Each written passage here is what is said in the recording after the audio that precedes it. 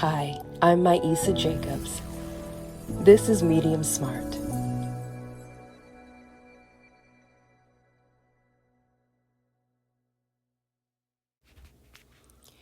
Welcome back to Medium Smart. I'm your host, Maisa J. Thank you so much to everybody who has listened, for your comments, for your likes, for your shares, for checking on the doll. Thank you for checking on the doll, because, I'm the strong friend, right? When they say check on your strong friends, I'm the strong friend. I'm the one that folks come to for advice, and, I show up on the scene and folks think I'm the lead or the boss or, and it's nice. It's nice, but sometimes it's overwhelming, especially when you've got craziness going on in your personal life. So, we're coming in hot. It's season 2. And last I left you, I was being yelled at.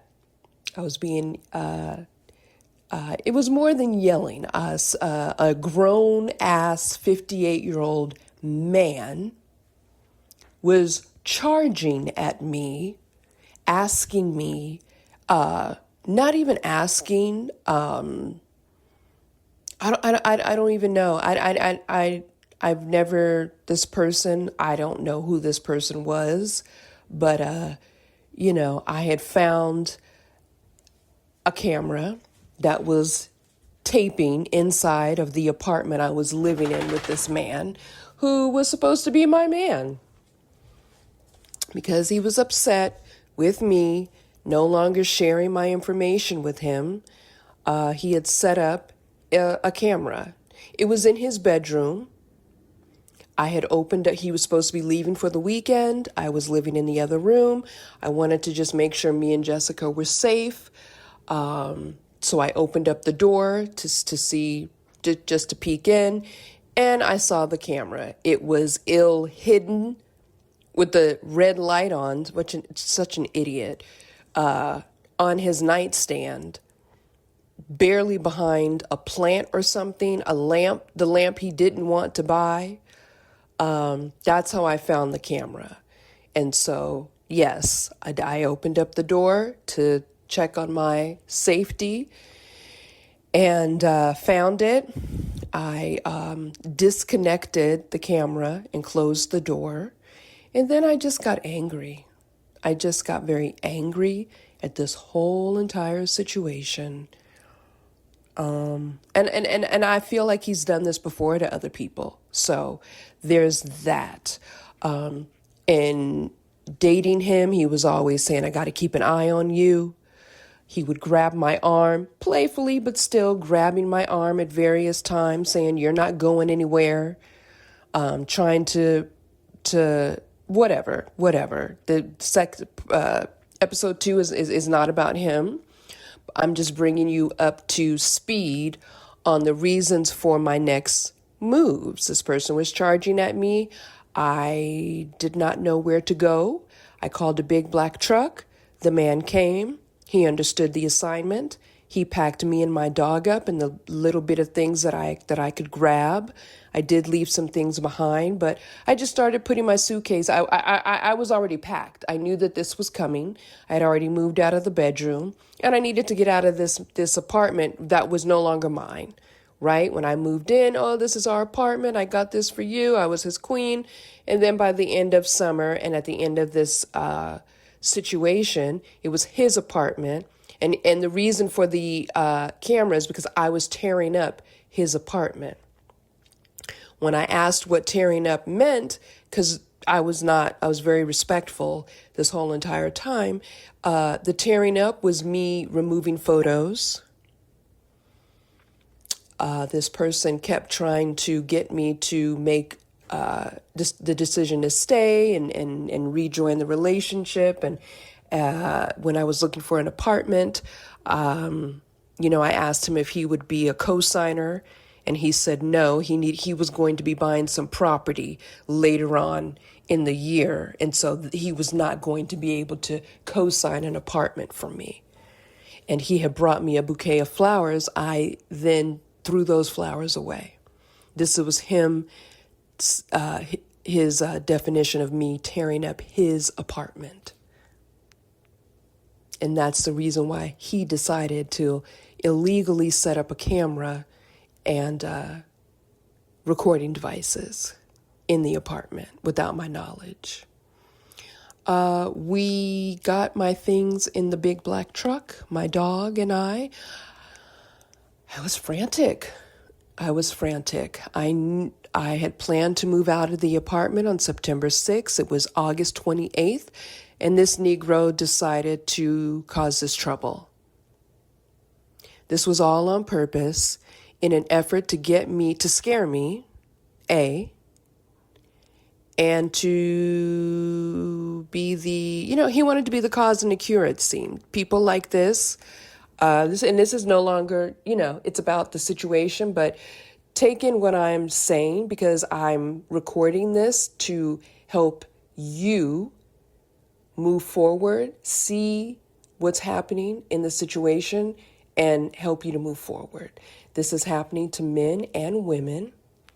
This behavior is just, a shitty human behavior that people display when they are losing control and or have no confidence and or are just real life trolls because they have nothing else going on for them in their lives. I don't know. I don't act like this. When you're in a relationship with somebody, I was under the impression you're supposed to leave it, leave me the way you found me, help bring the person up, especially a man coming into a woman's life. If you know me in real life, you know how I get down. I'm not some, there's a quality of life I provide for myself. And so, a man is supposed to be an asset. You're supposed to come in my life and keep me at the same pace or bring me up. And then when you leave somebody, I don't feel a need to curse you out and do all this bullshit. It's over. It's dating. It didn't move forward. It sucks. But for me, I don't have this drama. This was craziness. I've never been through this. This will never, ever happen again. In the back of this big black truck, my belongings are suddenly, me and my belongings are in a new state. I'm still brand new to Georgia. I did not know where to go. He had me in Duluth. I didn't even know what a Duluth was. He had me thinking that was the only safe space. Once I stopped driving and started taking public transportation, I found out I was living 64 stops away from a train station. I've never, ever lived that far from, solid transportation or a train station, right? I work in media. I work in hospitality. I kept telling this person over and over again that I need, I wanted to be 20 minutes, maybe 40 minutes away from, downtown, midtown. So whatever. I'm trying to frantically, I knew this was coming. I had tried to look for an apartment because I had not worked throughout the summer and I could not get a lease. I lost money trying to apply for apartments, and I was unable to find a roommate situation. I did not trust, nor could I find, a place for Jessica, my dog. I have a dog with me, and so she's with me. And so I was unable to find a nonprofit to try and take her in. And I'm just not trusting if you try and take my dog from me. She wasn't going to the shelter. That was out.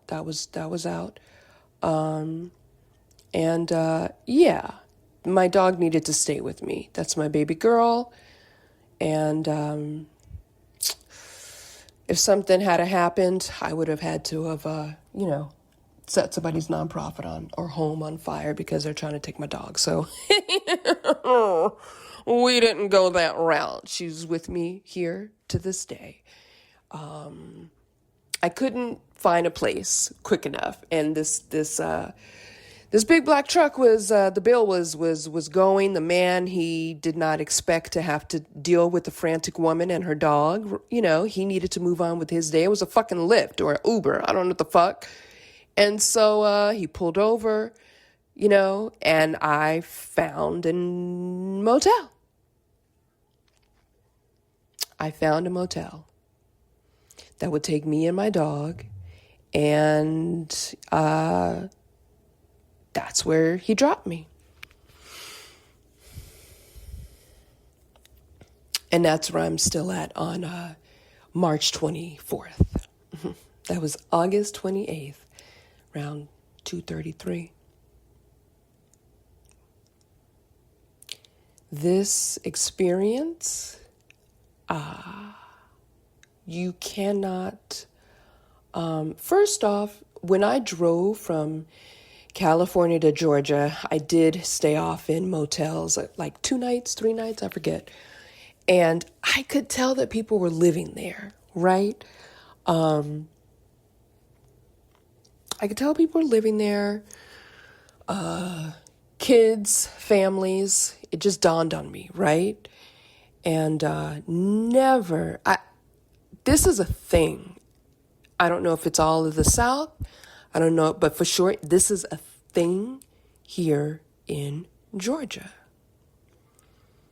The housing market is in such disrepair and chocked full of corruptness that these families, humans, this is their only option. This is their only option. This was my only option. I went from a cozy 2-bedroom, and it wasn't that cozy because there was no furniture in there, and I was living with a lunatic. But a 2-bedroom apartment in Duluth, and I'm not going to say where I'm at because I have a troll following me. Stupid idiot. I shut down my YouTube channel just before the end of the year for various reasons. And this person decided to contact me shortly after because he could no longer sit there and try and figure out where I'm at or what I'm doing. Since leaving the relationship, I have received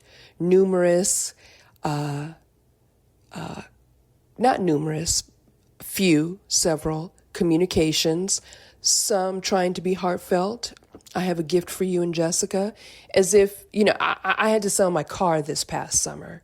My paid off mid BMW. I had to sell that to flee. So unless you have a brand new fucking car for me, we don't need your gifts. Also, before I left, that's the shit I was throwing away. I don't have anything left from this relationship except for this dog bed. And as soon as we move, the dog bed is being thrown away as well. I don't need any mementos from that situation. So at various times, I have received communication that I bolted from the relationship. Well, I didn't bolt. I fled. And at times I've received the petty messages, right? My name spelled lowercase, telling me how my mail is coming to his mailbox, how he opened my mail. This person should never feel comfortable speaking to me ever again or coming near me. This is a recording to let family members know this person should never, ever be allowed to contact me. I am saving all of his information. I have screenshots of all of this saved in an external hard drive. This person has opened my mail, sent me a petty text message, had the disrespect going from a queen to, poorly written text messages telling me about a $300 paycheck that went to his mailbox. The reason why he told me the low pay is because he thinks that I'm supposed to run back to him. He expected me to run back to him and beg him for what? I don't know. And because I'm not doing that, this person doesn't know what to do with himself. So moving forward, I ended up at a motel. It's, you're considered an extended stayer. I will not say what city I'm in. It is super cute. It has been very helpful for me to be here. And from September until now, I have not gotten a whole lot of help. The bill is a weekly bill. You can do monthly, which I didn't know until sometime after I had been here and already spent up my money. You can do it monthly and then pay it by the day or by the week. But it's a weekly bill. It's expensive. My stay is upwards of $350 to $400. When I first arrived, weekly. Yeah, it's weekly. You do the math. That's like $1,500 roughly every single month for a 315 square foot room. We have a queen size bed. I have a kitchenette, super cute. I have a little condension stove, whatever that is. And I only just started using it because I just didn't want shit to catch on fire up in here. I don't know what's going on with the wiring or anything. And I've actually just been eating microwavable and fresh food. I asked for a coffee maker. It just died on me, but I was able to have my coffee every single morning. And thank God I know how to cook. And feed myself. We have cable. We have a couple of cable channels. The same things keep running on TV. I don't understand that. I don't even really watch TV or cable that much, yet I keep only watching the same episodes year after year. It is crazy to me how I can go from not watching Top Chef in like 2019 and it's 2026 and I'm still catching the same episodes that I already saw. It's odd to me. Bar Rescue. I can't get a new episode of Bar Rescue to save my life. And actually, I think it does come on Sundays, but you understand what I'm saying? It's just odd. Living here, people live in motels, people live in hotels, people live at the Chateau Marmont, people have died at the Chateau Marmont. That's not the issue. The issue is the expense. I am not viewed as a tenant. I'm viewed as a guest. As a guest, my room is not cleaned. I do not receive fresh linens. And I mean, if you go to travel, hospitality, it's all different. It's even, when you go to a regular hotel for a weekend, it has become hard to get fresh linens from the front desk. As a housekeeper of hotels now, it is frustrating being the employee that can't get fresh linens for you, whether it be that they're not available, they're not cleaned yet, or the hotel is booked, and so, or there's not enough housekeepers to do the work. I don't know, but this is a problem everywhere. So me being an extended stayer, I wash my own sheets, and I have turned them in and gotten fresh sheets, but for the most part, I wash my own sheets, I clean my own room. $400 a week. There are roaches everywhere. I'm grateful there are no mice or rodents, but there are bugs everywhere. They seep into the seams of the wall and the baseboards and the headboard and the air conditioner and the light switch and the microwave and the refrigerator and the bathroom sinks, the bathtub, the kitchen sink.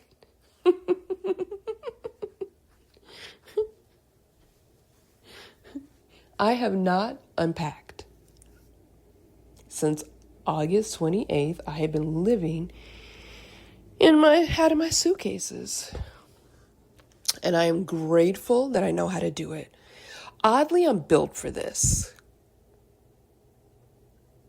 I'm oddly built for this.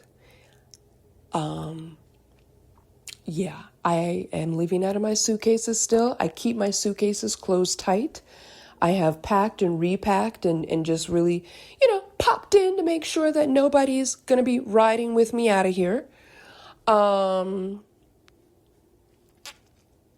Yeah, we are not being background checked here. So the other thing is, there's a mix of travelers. There's a mix of families living here, pulling up in big black trucks just like me, in U-Haul trucks.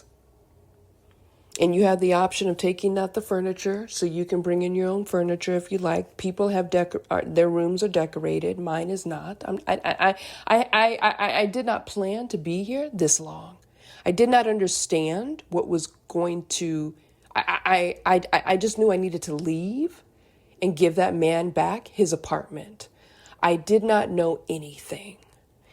I arrived here in a fucking fog.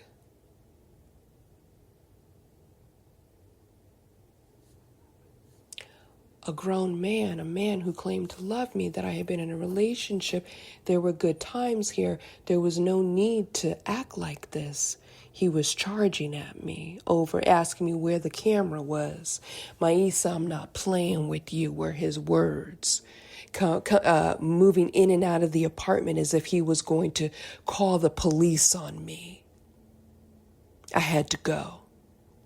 I arrived here in a fucking fog. My dog was crying. A stranger, out of the kindness of his heart, put all of my belongings beautifully onto a rolling cart. And I checked in. And I didn't even pay for the full week because I wanted to make sure that I had a couple of dollars to pay to give this man a tip. 100%. Whoever you were, whoever you are, sir, you drivers out there, shout out to you, holding it down. Thank you. Thank you. You people who are will come pick us up with our pets. Thank you. Thank you for that feature, Uber and Lyft.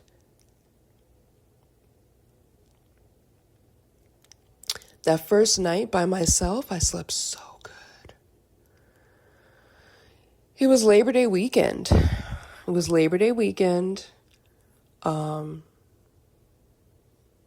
slept really, really good. And I was proud of myself. I was very proud of myself.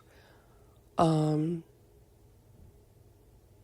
angry, very sad though, but yeah, in a fog.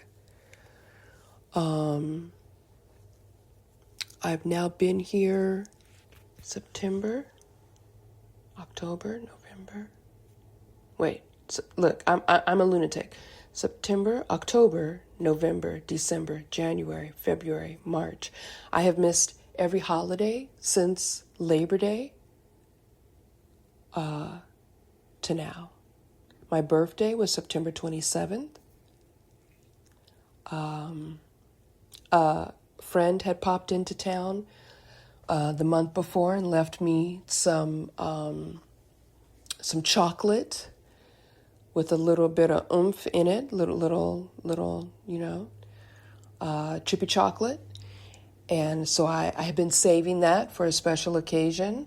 I pulled that out and was able to trip the light fantastic for a couple of days, very lightly.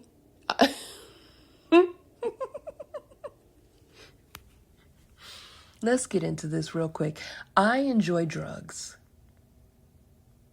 Drugs are for happy, healthy humans who want to tap into their third eye or want to tap into that unconsciousness and get that message. There's, you get messages. I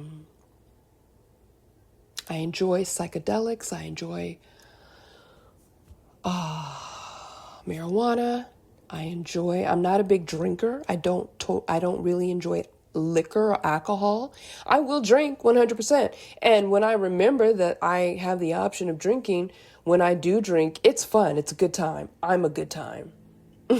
If you've ever seen me drunk, it was because I forgot that maybe I had been drinking earlier, like maybe I had done some day drinking and then later I switched like from dark to light liquor. I don't do that anymore. I've learned my lesson. But very, very, very rarely do I get drunk. I love to get tipsy, but and I'm a social, whatever. And I love having a bar at home, 100%. But I like going under every now and again. I've already had my cocaine phase, coca, little, and it was fun. I do not condone any of this. I am a happy, healthy human being. I have a certain way about myself. I have a certain vigilance about myself. I give a shit about myself. And I never, ever want to do anything like driving a car or do some, I make sure that my body is ready to receive. And that means either I have eaten or, I'm hydrated. I make sure that I'm ready. I make sure that my environment is okay. If I need to step outside, I can safely. If I need to tuck myself away in a corner, I can do that safely. I've always been this way. I do not know. I'm just tapped in. I've always been tapped into myself, and so I do not condone these activities for you. I'm merely a medium smart human being sharing my experiences with you. I'm not a person who's afraid of my own shadow either. I've had enough positive experiences in my life that I focus on those positives and not the negatives, and that's how I'm able to move forward in my life. I don't know why I take the chances that I do. I just do. There's no one coming for me to help me. Like, especially after this, no. I'm a complete, no. I'm here for myself. I have to do it for myself. I have to look out for myself. I have to stay vigilant for myself. And so this is how I move. But yes, every now and again, I like to tap in. And so through various ways and in my life, I have done that. The little cocaine phase, I left that behind in like July or August, summer of like 2018. I remember the boyfriend that I was with. I had to break up with him. And I did my last bump with those people, and I've never looked back. I've had a lot of fun, but it's that is a slippery slope, and I'm grateful at the time that I had, the people that I did, that I was around. I always made sure I was with people that had my back And that, if shit happens. If shit happens, these people are going to get me where I need to go to get some help if I can't do it on my own. Because even when I'm under, or if I'm been sloppy drunk, I can still tell you, hey, I need you to lay me down on some cold linoleum right now. Or I need you to tuck me away in a corner right now and just leave me be. Or stand here and guard over me. But I've never really had to do that. I'm so grateful. So living in a motel, very expensive, not knowing what's going on with me. I've missed all the holidays. I was able to trip the light fantastic a little for my birthday. Victoria came and got me for breakfast, and I had a wonderful day and a weekend. That has been the only fun that I have allowed myself.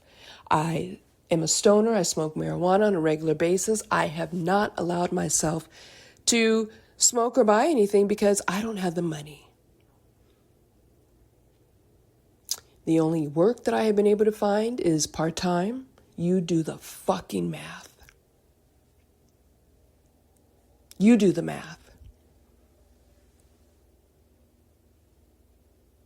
It's $1,500 plus a month. I've been very stressed out. I have been very angry. Trying to figure this out. I've never, ever been in this situation before.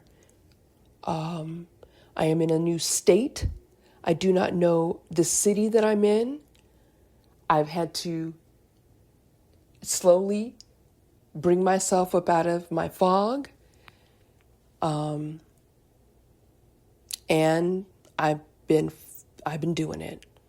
And I'm so, so proud of myself. I am a person, I'm nomadic. I don't know, that's never been I just want to lay down some roots somewhere. I truly do, but I have always known that I wanted to live some life before I truly, truly settled down, and I guess this is it. So yeah, I've moved a lot, and in every neighborhood that I've been in, I've always been able to utilize that neighborhood. When, you too can just, once you land and wherever you're at, New York, when I moved to New York, crazily, I had my living situation taken care of before I moved. Look, so there are, okay.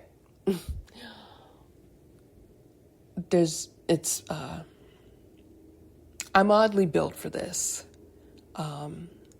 I'm looking out my window and motel living. So there are single ladies who are in the situation that I'm in. The one is still in her fog, very, still in her fog. I met her on the bus. There's another older woman. We were at the front desk and, she was mirroring me. And I just finally was able to introduce myself to her this past week and pass on some information that I think could be very helpful to her. But there's a mix of the singles here, men and women, who were unable to find other housing, families, whole families here with their kids, sending their kids off to the bus stop across the street. And then you've got the addicts, the chronically homeless who are here. You've got the travelers just passing through. You've got partiers and derelicts, scoundrels, gypsies, hustlers, thieves here as well. None of us filled out a background check. All we had to do was show a credit card or a debit card to the front desk and pay the bill, and you're in. As I'm looking out the window on a regular basis, people are scurrying down the street into our parking lot and going to one of two side doors. This is a continuous thing. Somebody here continues to open up the side door. They leave a rock in the door or something to prop the door open. And so the gypsies, the addicts, the vagrants, they get to just walk up in here and do whatever little fucking dirt they want to do.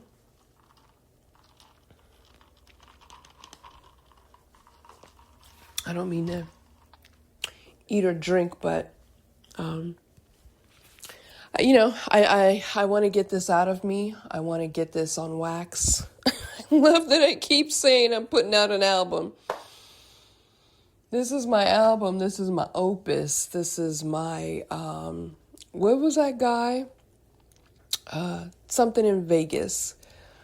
I can't think of his name right now. I love that movie with Johnny Depp. Didn't he write something in a hotel or motel? This is mine. It's a podcast though. These people scurry very quickly to the side door that has been left open, and this happens daily. It happens daily. While I'm paying $400 plus a week, and will get tossed out with all my things. If you don't have that rent, you and whoever is in there in that room are getting tossed out. They don't think anything to throw stuff in the dumpster and reset the room for the next person. This is the business of an extended stay motel.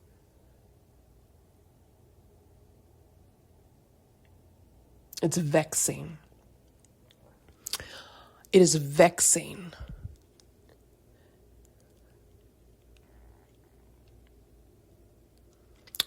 A public figure recently was on the news. They were trying to figure out the mental health situation. And she was saying how she didn't believe, I think they were trying to figure out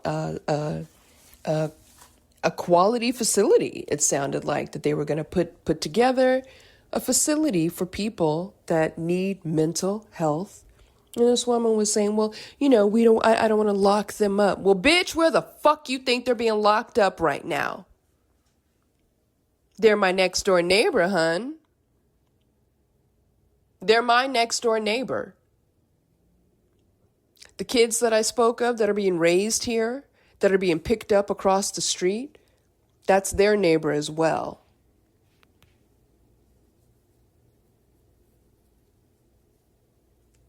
Me, a single woman with a dog, is having a hard time finding housing here. People in domestic violence situations are having a hard time finding housing out here. People with mental illness are having a hard time finding housing and help. There's a human being floating around in a body that needs help. They don't need police showing up. They need medical assistance, and I don't know, because I'm just a medium smart human being trying to deal with myself. None of us should have to deal with this. Nobody who's being helped by this. These nonprofits are out here. I'm trying to get help and services. These websites are out of date. The information is out of date. The websites are not being updated.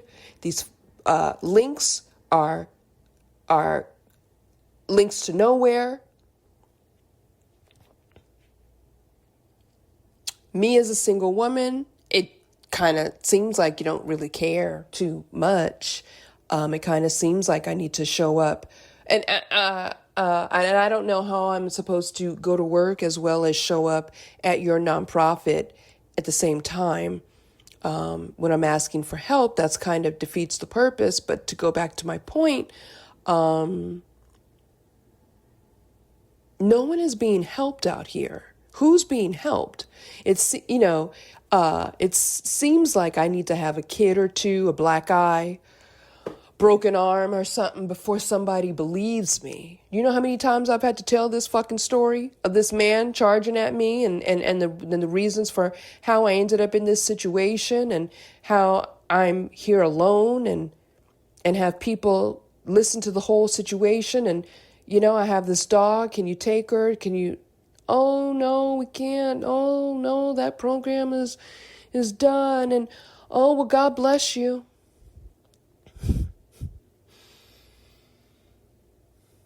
Meanwhile, I'm watching people mentally ill, and I don't want to be in people's pockets or their lives. I don't know these people's lives. I don't know anything about anything. But these nonprofits are helping addicts and people with mental illness stay in these motels, and people like me and these other families, we're not getting helped. So this is our last resort.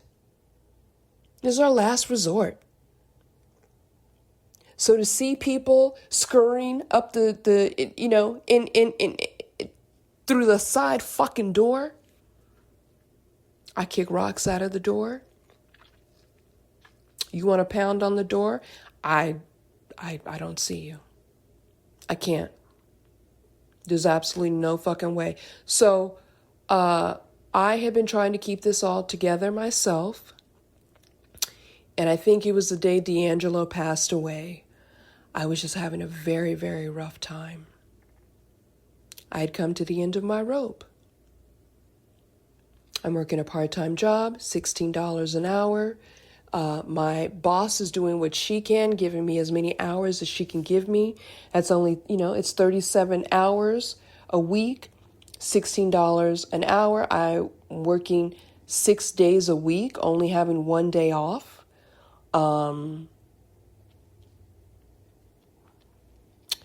And the weekly bill changed. And I fell apart. I fell apart. I was on a sidewalk up the street trying to figure out what to do. I did not have the money to pay this room. MARTA is $2.50 one fucking way.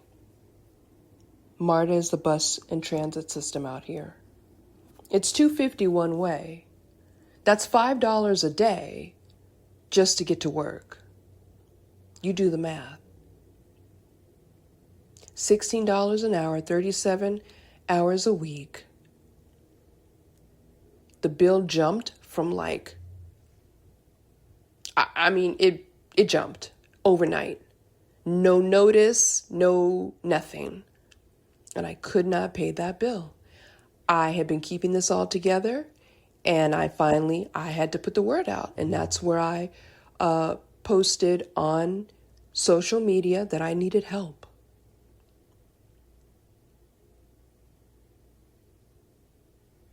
And I started deciding to share what was going on, because this was some crazy shit. And I was unable to keep it together. And I'm so grateful that I did.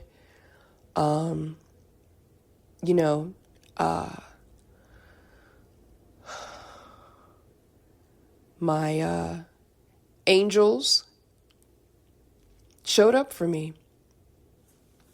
My friends, my community showed up for me. And I was able to put a week's worth of stay on the books. The thank you episode is coming.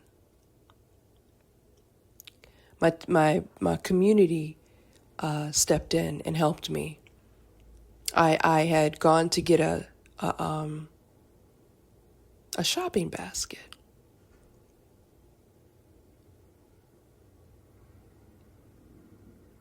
Because I didn't know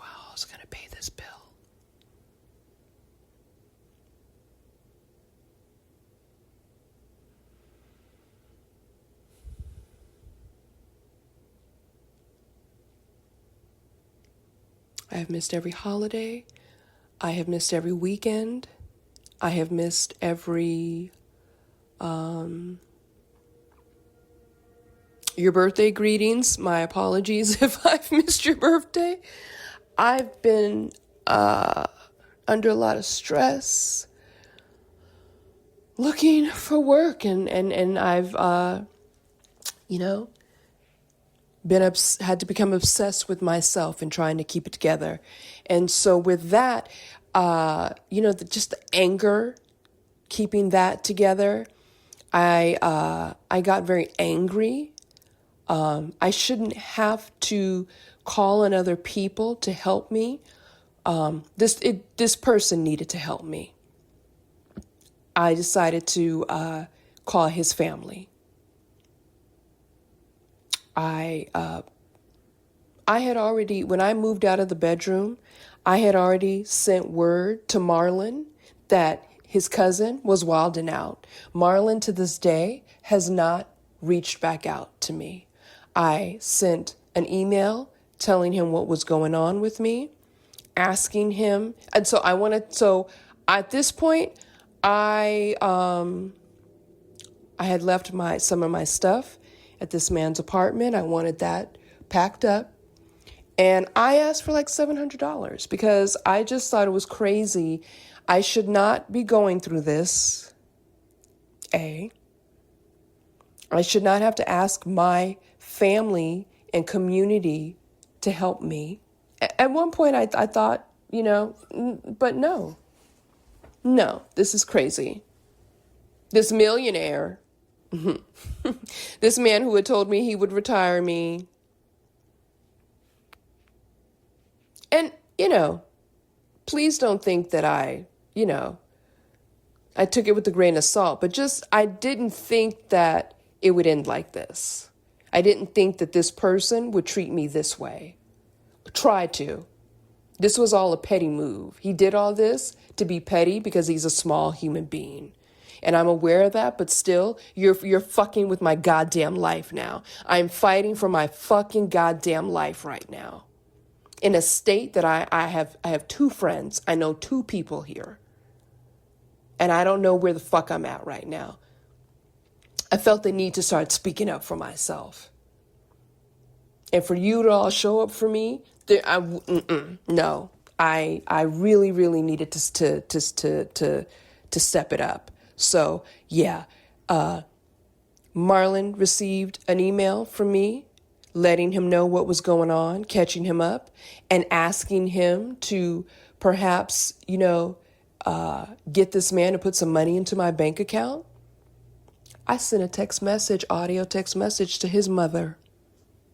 Because previously this woman had no problems inviting me to church, right? Black Baptists is what I call them.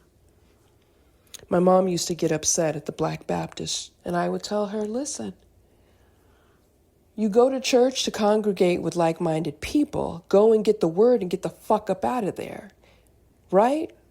These are all human beings just like you. Get the word and leave. Don't expect these people to be something that they're not, right?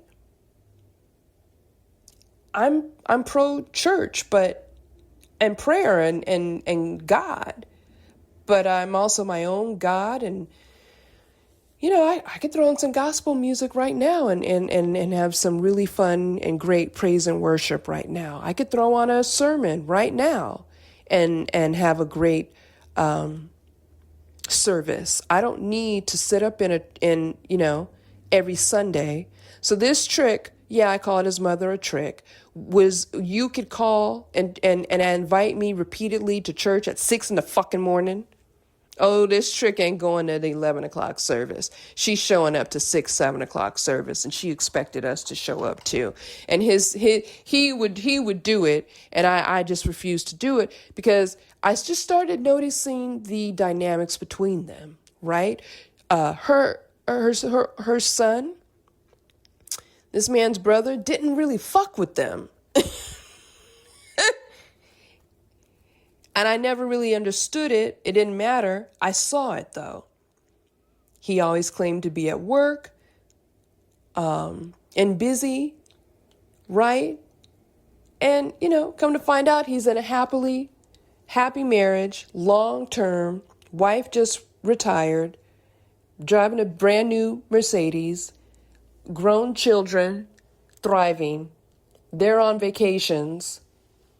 But when his mother calls at 2, 3 in the morning because her foot is hurting and she wants to go to the emergency, and she knows that you get off at that time and she's asking you to take her to the emergency room and you don't pick up the fucking phone, you send that bitch to voicemail, there's a problem here. Something happened here in this family and nobody is telling me what it is. I don't need to know. I just know that I don't want to be involved in this. Because I'm with the brother who's divorced. His daughter doesn't fuck with him. She seems kind of slow. And I mean, she wouldn't even drive 15 minutes to go see him. She claims she was scared to drive in traffic, y'all. She's been here her whole entire life. I've been here for like 6 months. Not only was I driving in traffic, seeing the land, I now go everywhere on public transportation. So she just doesn't fuck with her father like that. I'm with that brother. And he will show up for his mother because I think there's a codependency there. And I just didn't want to be, when you're dating someone, you need to pay attention to all these things. This is your life. And I didn't want this to be my life. I didn't move to Georgia to sit up in emergency urgent care or wherever the fuck we were on a Saturday morning while I should be at home on my patio enjoying my coffee. That's what was going on over here. So, yeah, she got a audio text message, and I was just like, I don't know that you know this, but I moved out of the apartment, and I just kind of let her know what was going on, and also said, hey, let's ask this man to pack my shit up and also put some money in my bank account because I'm living in a motel with my dog. And he's the reason. And then I sent him a email. Because he had previously been being petty and small and mean to me on text message, I didn't even read the email because this person's opinion of me, his words, mean nothing to me. And he does not have the right. I don't need to continue to engage with him. You're either going to put money in my bank account or you're not. And the money never showed up because you didn't give a shit. Marlon never called me, but never has contacted me to this day. The family's in on it. He's done this before. The family's in on it. The mother, I received a text message weeks later. She's 84. I don't give a shit. She's 84. She sent me a text message saying, oh, well, no, that's not the story we got. And then proceeded to tell me all the ways that we had moved too quickly and that we shouldn't have been living together. And God bless me. And that was my last interaction with his mother. And that's fine. So, yeah, that's been my, and so I just, it was very obvious. So I did get my stuff back. I did get my stuff back. He had boxed my stuff up very nicely, but left it outside the apartment. Right? That's how trolls do. That's how scaredy cats do. There was a camera affixed to the outside, a Ring camera affixed to the outside above the front door that was on. And he had also placed a camera inside the bedroom, which faced, the front entrance of the apartment. So there were 2 cameras there. So he saw me. He was probably like the Wiz up in his cave of a bedroom watching me get my stuff. And again, he was put in the code, expecting me to put in a code and have him buzz me in. And I just bypassed him completely. Why the fuck would I do that? Oh my God. So, Yeah, I came to the day where I couldn't pay the bill and shit just got real. And I've just been, through sacrifice, through focus, discipline, and an obsession to do better and change my life. I've been managing. I've been barely managing. I am upset and angry all the time. My emotions are up and down. I have had to, I'm not one that likes a lot of emotions, but I cry at a drop of a hat. I cry in front of strangers. I cry I've had to pull over on sidewalks and face the wall and cry. I've had to talk to myself out loud. Yeah. Uh, I kick rocks out of doors. I am very aware of who is walking around me. Because big black men, not black, they've been black, but it could be anybody. They will think nothing to walk in. When I walk Jessica, I go in and out the side doors. That's how I know what's going on also. Because I go in and out the side doors because not everybody's a dog person. There are other dogs here as well. So I've already had a dog jump. I saw the dog in the car. I had to go walk Jessica one evening. I saw a dog in a car in the parking lot. I did not know the window was open. So the owner had gone into the motel and I needed to walk Jessica. We walked past and the dog jumped out of the fucking car. I don't know who these dogs are. My dog is fairly well-mannered. She has her moments, but she's a sweetie pie. She's an absolute sweetie pie. This dog is a fucking sweetie pie. This dog jumped out of a car and tried to come at my dog. And so, yeah, this is what's going on here. And I was it followed us into the hallway. I was very prepared to kick this dog in its face. I do keep mace at various times on me. I also keep a taser on me at various times. I told you before I left Los Angeles, I had junkies sleeping and doing hard drugs on my front steps. And when I would ask them to move, they would curse me out. And so instead of me sitting here waiting for these people to move or not wanting to walk through crack smoke, I let them know I have a taser. And, I used it a couple of times. I'm pretty good with it. I'm grateful I have long arms and I know how to run. I move quickly.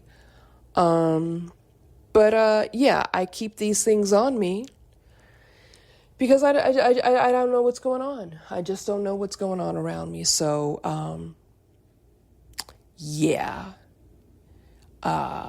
I'm just very vigilant. I'm very vigilant. And this has been a very trying experience. I am grateful that we are not on the street. I am grateful for the coins that I do have. I'm grateful that I don't have any addictions. I am grateful that I don't have any mental health issues. Because if it's hard for me, I know it's hard for these people. I'm grateful I don't have any kids. If it's hard for me, I know it's hard for these people. And so, don't be surprised if I ever run for office or start a nonprofit or something, because someone has got to be a mouthpiece for these people. There have been stabbings here. A woman stabbed a man here. My next door just claimed that her mother's jewelry was stolen out of her room. I am grateful I have Jessica. Nobody wants to come in this room unless I'm here. So that's been very helpful. Also, I keep things, like I said, very tidy and organized. I've always, I had hoped that would have been out of here by now. I didn't expect to be here for however many months I've been here. I often don't know the date or the day. I have to look often at my phone to see. I am not who I used to be. So anytime I have a lot of information, I've shared it here.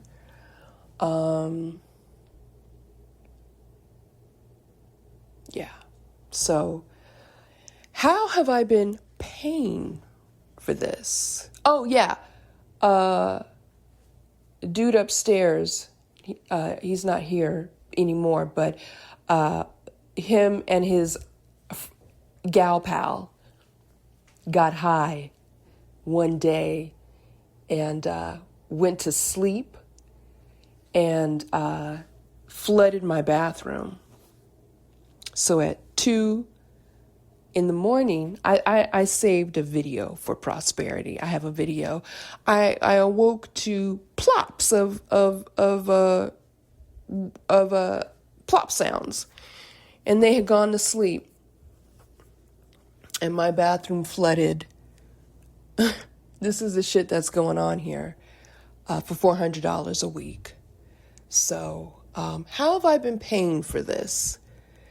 We're going to talk about that next episode, because that's just as fun as this story and last episodes. So we're going to leave it here. Thank you so much for listening. I appreciate you. We've got t-shirts for sale. I believe I'm going to drop the t-shirt line, Medium Smart apparel line, via Printful. I've used Printful before for my John Lewis apparel line a few years ago. We've got the Medium Smart apparel line dropping along with the podcast. And the same two people that was scurrying up the one side of the motel are now gathering things out of the dumpster, and somebody is speaking with them.